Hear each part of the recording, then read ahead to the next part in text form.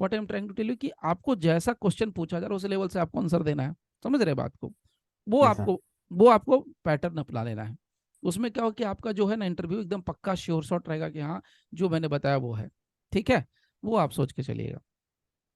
चलिए फिर फिलहाल नॉर्मल नॉर्मल बात करते हैं कि नॉर्मल जो भी अभी तक है एपीओ का ज़्यादा इंटरव्यू टफ होता नहीं है। और जैसे कि आपका लास्ट डे है तो वो क्या होगा, उनका भी माइंड होगा कि थके मांदे हैं, चलो लास्ट डे होता नहीं है, चलो जल्दी जल्दी निकालो। तो वो एक माइंडसेट रहेगा, इस चीज़ को मान लीजिए माइंडसेट रहेगा वो तो बीपीएससी मे में भी आगे। सर इस बीच में हमको लगता है कि कहीं एवरेज मार्किंग ना दे दें मुझे।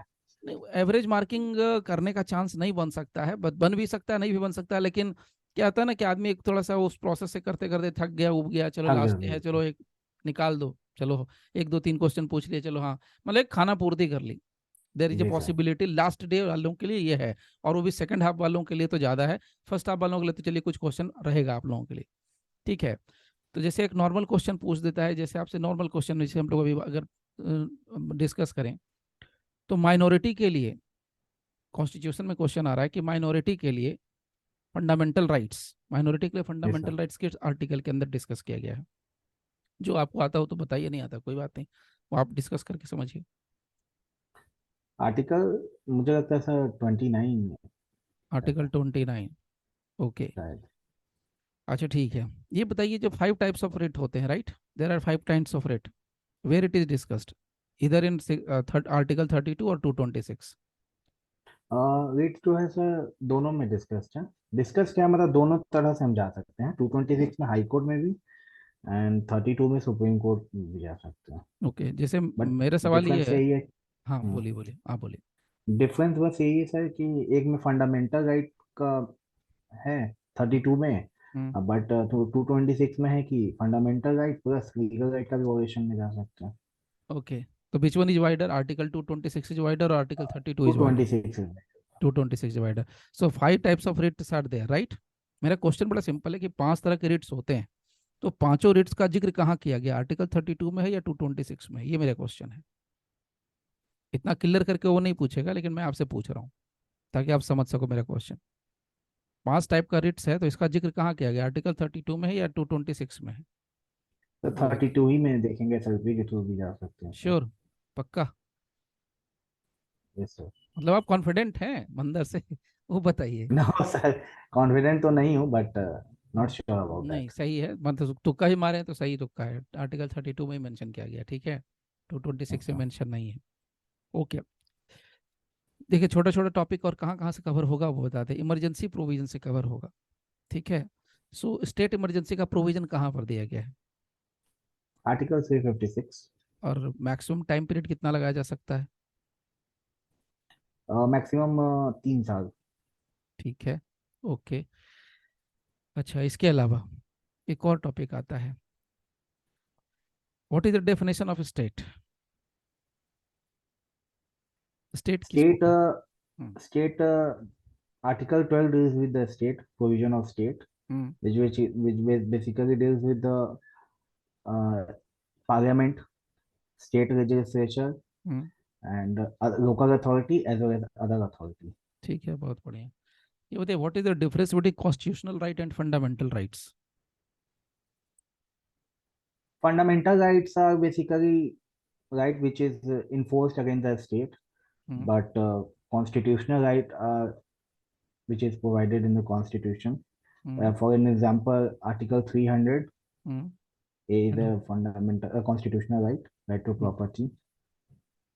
Who is going to enforce that?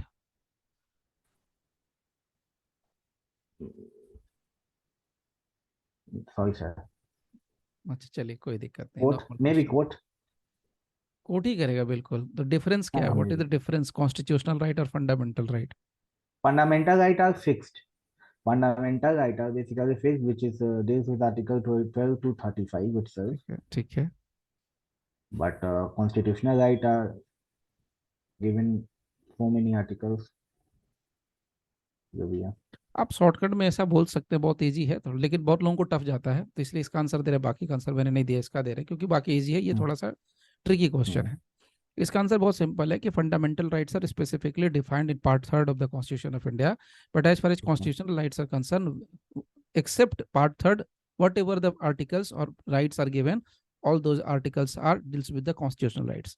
जो भी कॉन्स्टिट्यूशन के अंदर है वो सारे कॉन्स्टिट्यूशनल राइट्स हैं, but fundamental rights specifically article 12 to 35 में मेंशन है, right.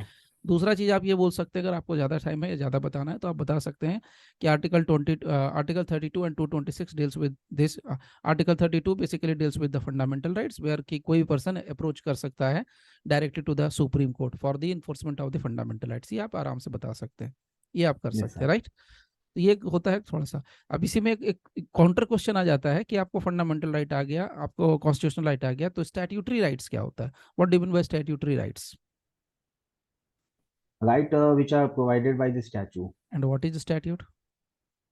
Statute, for example, in CRPC, appeal is an statutory right, which is creation by What law. is the statute? Statute किसे कहते हैं? स्टैट्यूट क्या होता है? Statute means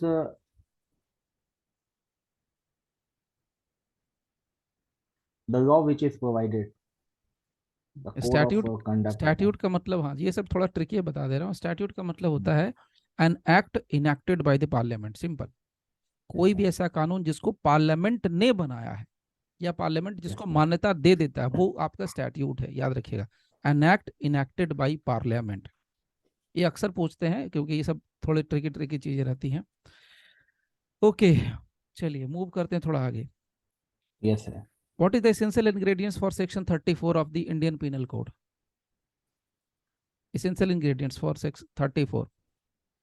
Section 34 deals with the common intention, and the ingredients is prior meeting of mind is necessary in that, and minimum 2 members are there.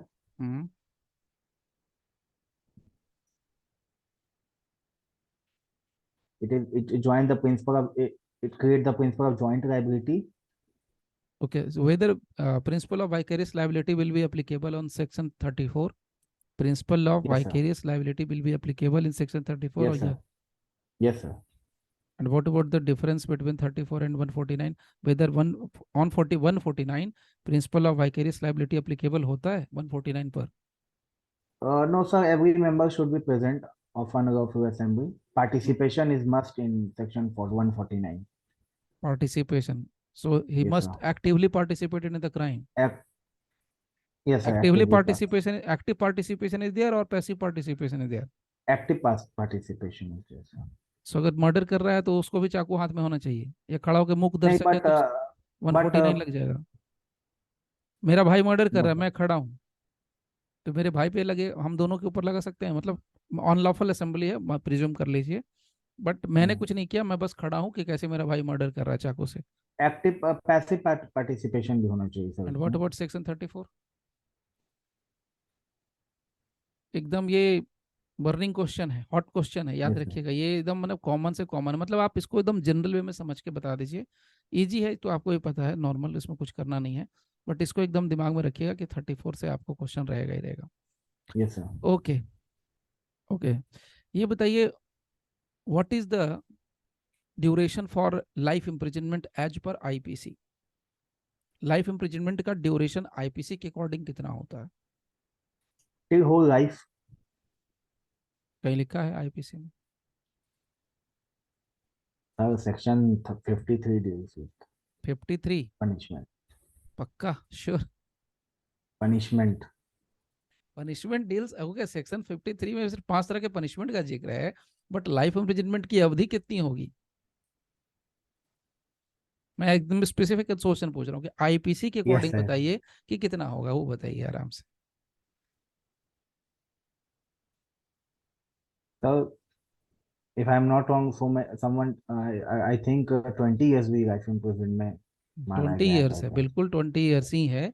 और ये आपको act के हिसाब से आप यहाँ स्पेसिफाई कर दीजिए, अगर आप समय है तो आप स्पेसिफाई कीजिए कि जो क्वेश्चन पूछा है आईपीसी से, तो आईपीसी से बताइए कि हाँ 20 ईयर्स ही है, बट सुप्रीम कोर्ट ने जो इंटरप्रिटेशन दिया उसमें कहता है होल नेचुरल लाइफ। अगर ऐसा नहीं होता, इसका रीजन बता रहा हूँ, अगर ऐसा नहीं है, there is a difference, 20 years और होल लाइफ में फर्क है। इसीलिए आप देखिएगा 376 में जो अमेंडमेंट हुआ है, तो कुछ जो एक्सेप्शनल केसेज है, मतलब जहां पर गैंग रेप का मामला हो गया और रिपीटेड ऑफेंडर, तो उनको क्या कह रहे हैं कि उसको हम लाइफ इम्प्रिजनमेंट देंगे, और लाइफ इम्प्रिजनमेंट का मतलब होता है होल लाइफ, वहाँ स्पेसिफिकली Whole life. मेंशन है। अगर आपने पढ़ा होगा 376 वाला Yes, पार्ट, sir. है ना, तो ये डिफरेंस है, इस डिफरेंस को थोड़ा ध्यान में रखिएगा। Okay, Yes, sir. चलिए अब आते हैं थोड़ा सीआरपीसी वाला पार्ट पर आते हैं। ये बताइए कि what is offence?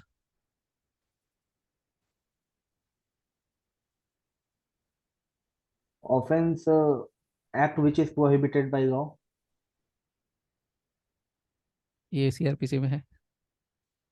Yeah, offense. Sorry, anything sir. जो आपको लगता है कि सीआरपीसी में मेंशन है।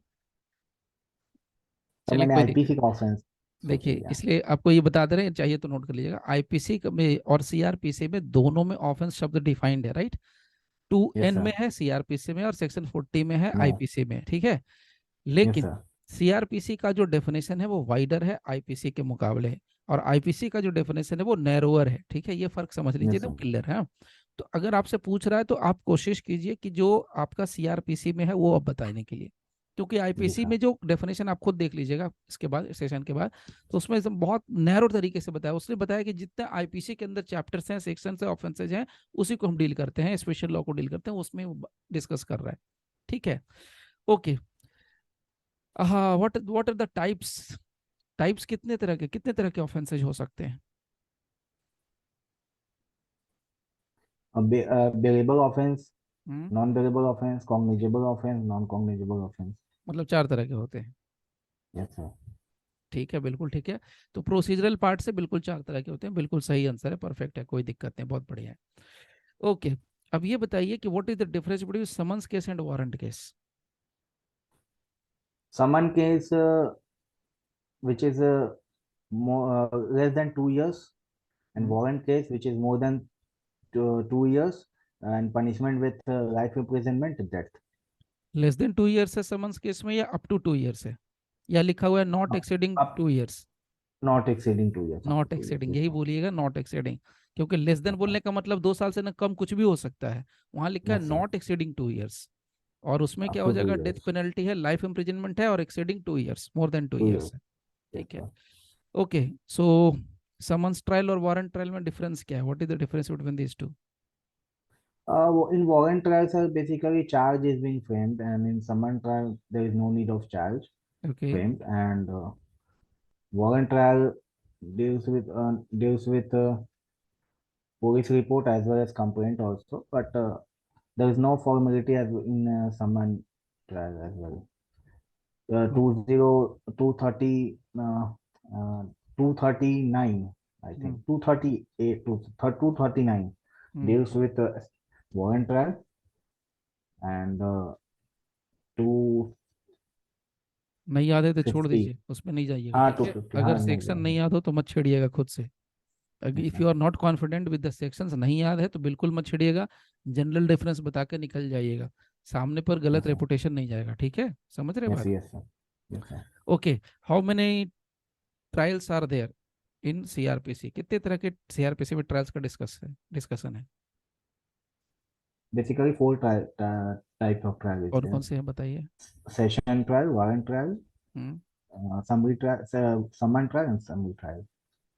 ओके, और वारंट ट्रायल में?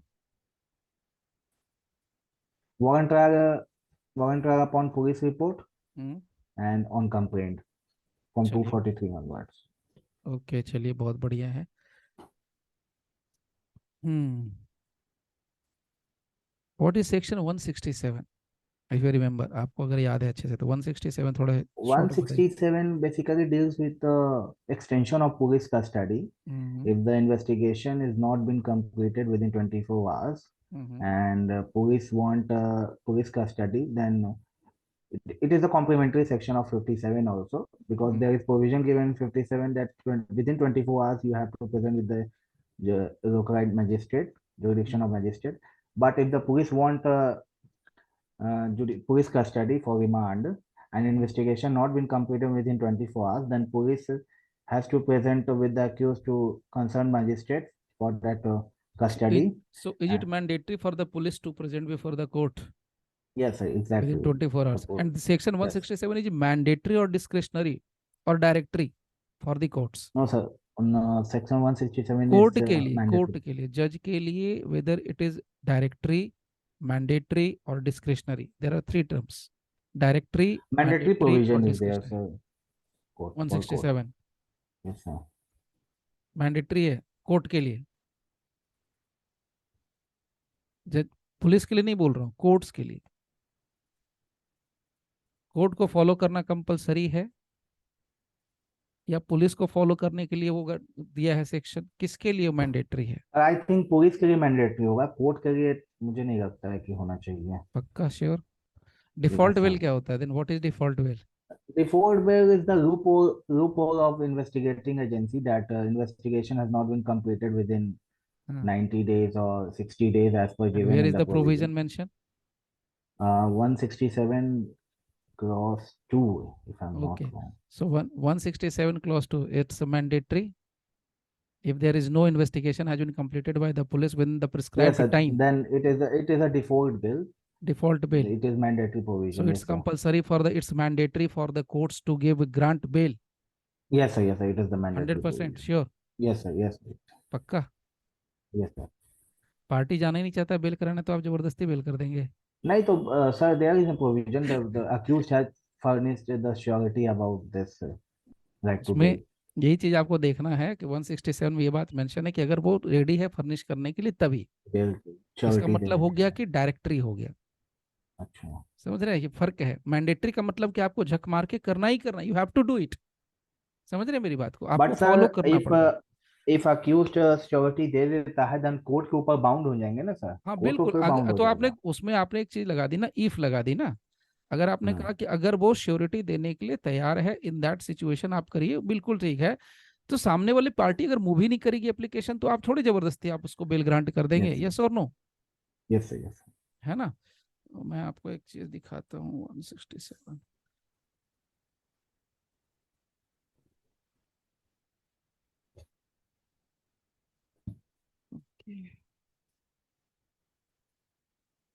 ओके चलिए, बताइए तब तक, व्हाट इज बेल? बेल क्या होता है? What is bail? Bail is the bail is the process to release the accused from the custody hmm, of the police as well as court also. Bail is the, Bail is the process to hmm, release the accused from the court as well as police custody also, as okay, the term is not defined in the code. It's a release from the Release. Custody, judicial custody और the police custody? Both sir. Judicial custody as well as police custody, both? Yes sir. Because in 436, police officer also giving the bail in okay, bailable offense. And how many types are bail? Bailable, non-bailable, anticipatory bail. Bail कितने तरह का होता है? CrPC में कितने तरह का bell का जिक्र किया गया, सिंपल भाषा में बात करें तो? Pre-arrest bail and post-arrest bail. Pre arrest bell कहीं शब्द लिखा है सर? इज देयर नहीं, this but term is sir, mention? 438 we can say hmm, it's an anticipatory bail is there. Okay. नहीं, बेल में आप सिंपल बताइए उनको कि बेल में आपके पास क्या क्या, तीन तरह का बेल आप बताइए। उसमें एक होता है आपका एंटिसिपेटरी बेल, एक होता है रेगुलर बेल। रेगुलर बेल का मतलब क्या होता है? What is the meaning of regular bell? Regular bail basically, sir, after charge sheet had been filed and accused is in custody of hmm, judicial custody, hmm, then according to 437 we can file regular bail 437 और regular bell? 4, हाँ 437 या फिर what about 4 439? 439 sir, not ठीक है, 437, ठीक है। 439। Section में confirm नहीं रहिएगा तो सेक्शन मत छेड़िएगा, बार बार बता रहे हैं आपको। Yes sir. ये यस सर। आपका ये जो है ना, आपके साथ जो डिस्कस करके मेरे को लग रहा है वो आपको बता रहे हैं। Okay, what is confession? Confession is an admission to direct admission of guilt. What is confession? Again again, repeat repeat. Confession is a statement hmm, that given by the person, that direct admission of guilt is known as confession. okay, so whether confession is for criminal cases only or as well as the civil cases? No sir, confession is only for criminal cases. Okay, confession to police officer is admissible? Confession to police officer, no sir. नहीं है possible. Okay, एक situation आपको देते हैं, simple है। एक आदमी का खुद ही एक्साइटमेंट आता है, खुद ही वो पुलिस के सामने 50 पुलिस खड़ी है, 100 पुलिस खड़ी है, और पूरा जोश में आकर के वो खुद से ही बोल रहा है कि हाँ मैंने सो एंड सो का मर्डर किया है, तुमको जो करना है कर लो। Whether it amounts to confession? No sir, ये कन्फेशन नहीं है। it's amount to confession but it is not relevant as per it is hit by section 25 of हाँ, ये evidence act. बोलिए कन्फेशन है, बट इसको साबित करने की जरूरत नहीं है। Okay, so what is difference between section 25 and 26?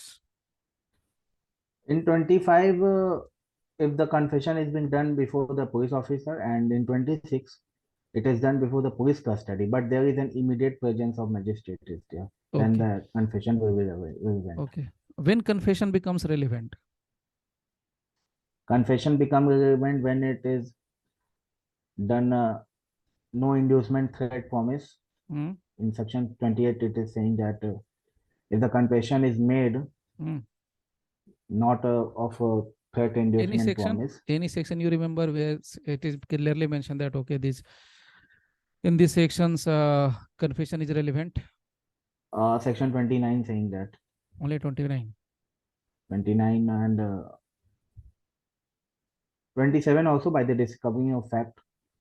और Confession is not relevant, but the discovering of fact, the production of that evidence is in. confession is relevant directly, indirectly confession is relevant under section हाँ, 26, 27 and 29, right? तीन section, yes, yes sir, 26, 27, 29 याद रख लीजिएगा, 26, 27, 29। ठीक है, और yes sir. कहाँ confession relevant नहीं है? 24, हम्म, 25. हम्म। ठीक है, ठीक यही है, दो ठीक है, ठीक है। And types of confession? Judicial and extra judicial confession या फिर इनफॉर्मल या इनफॉर्मल कन्फेशन बोल सकते हैं. Any difference? एक डिफरेंस बताइए एकदम इसेंशियल वाला। 164 CRPC is a judicial confession, hmm, and if a confession which is given to a friend that suppose I am saying to before you sir that I murdered that guy B, and this is an extrajudicial confession थोड़ा इसको out of legal court. Legal term में clarify कर सकते हैं? थोड़ा थोड़ा थोड़ा, little bit. What is the difference between? Confession other than ठीक है, judicial अभी सही जा magistrate. रहे हैं, अभी सही जा रहे हैं। Other than judicial magistrate is extra judicial confession, Yes sir. और before a magistrate if there is a magistrate is present then judicial confession, ये आप रखिए। Yes ठीक sir. है, ये सपोज अपोज जहां तक हो सके इसको इग्नोर कीजिए, ठीक है, अभी Yes बोल sir. रहे हैं, ओके, इसको इग्नोर कीजिए। Okay, who is competent witness? An accomplice is a competent witness. Accomplish से Accomplice is competent incompetent. Witness? Yes sir. मैंने तो अकम्प्लिस पे पूछा ही नहीं, मैं तो पूछ रहा हूँ कॉम्पिटेंट विटनेस कौन है? Accused भी हो सकता है sir, section 315 of the CRPC. Okay, और कुछ? क्वेश्चन ट्विस्टेड है अगर आप पकड़ रहे हैं तो। क्वेश्चन पूछता है हु में टेस्टिफाई, सेक्शन में मेंशन है हु में टेस्टिफाई, उसी को पूछ दिया who is a Yes sir. Competent witness. So any हाँ तो पर्सन हु, हाँ any person that is lunatic, minor also, but he can understand the language of the court or nature of the बस question which is being provided. Answer they they, question समझ ले, answer दे दे, वही person competent है। Okay, Yes sir. चलिए, अच्छी बात है। Okay, ये बताइए आर्म्स एक्ट सेक्शन 25। तो पढ़े हैं लेकिन उसमें मुझे ये पता नहीं, अभी नहीं पढ़े हैं. अच्छा, आर्म्स डॉरी एक्ट, टर्म कहाँ डिफाइंड है? डॉगी सर 2B में डिफाइंड है. व्हाट इज द पनिशमेंट अगर मैं डॉरी फाइव लेता हूँ तो थाउजेंड क्या? 15 years. है बिहार में एप्लीकेबल? Yes sir. देख लीजिएगा, अमेंडमेंट बिहार हुआ में है तो एप्लीकेबल. 2019 या 18 का अमेंडमेंट, एक बार चेक कर लीजिएगा। Yes sir. हम्म, मतलब ये 5,000 वाला हट गया है, कहने का मतलब इनडायरेक्टली यही सीधा सीधा है। Okay, what is section 12 in POCSO act, अगर याद है तो? नो सर, नहीं माइनर याद है, अभी मैं चलिए, पॉक्सो कल ठीक है, तो पढ़ूंगा नहीं सर. पढ़े तो चलिए कोई बात। पीसी एक्ट थोड़ा बहुत? 2L. पीसी नहीं, act, PC PC act act, PC act पढ़े हैं सर. पढ़े हैं? सेक्शन 19 सबसे famous section section. Section 19 basically, if there is a hmm, investigation of regarding the discharge of his duties या फिर any judgment given by public servant hmm, regarding if he is employment in employed in central government, then permission is being taken for central government, or it is if he is employed in state government, hmm then the state permission should be take took from state government. If hmm other authority, then hmm the concerned authority permission. Okay last section last question what is rest जेस्टे Let's just say fact fact which do not be issue but connected in fact which do not in issue but so much connected with fact in issue or relevant fact which forming part of same transaction, whether it can happen same time, same place, or different time in different place. What is the difference between section 6 and rest जेस्टे Let's just say is an English term, hmm and section 6 deals with forming part of the same transaction. थोड़ा गड़बड़ हो गया sex rest जेस्टे is a Latin term not English term Latin term. Okay Yes, sir, Latin term. और doctrine of rest justice थोड़ा little bit different और doctrine of rest justice को section 6 में जगह दे दी गई है दैट्स इट और कुछ नहीं है so the doctrine of rest justice and the section 6 is little bit different ठीक है इस चीज को समझिएगा अगर एग्जाम में कहीं पूछता भी है मैं से मेंस में पूछ रहा है अगर जुडिशरी में तो doctrine of Yes, rest sir. Justice पूछ रहा है तो डॉक्ट्रिन ऑफ रेस्ट जस्टिस लिखना है अगर साथ में कनेक्ट कर दिया सेक्शन 6 तो फिर उसको लिखिए ठीक है ना चलिए तो आज के लिए अब इसको यहीं पर रखते हैं नेक्स्ट में फिर Yes, sir. आपसे और डिस्कस करते हैं ओके काफी तो देर हो गया नेक्स्ट इतनी कल देर आपसे पूछा भी नहीं जाएगा इसी टाइम पे नहीं रखेंगे कल शाम सेम टाइम 8 बजे ठीक है ठीक है सर, ठीक है चलिए सर, ठीक है okay sir. Good night okay, thank you sir. Okay okay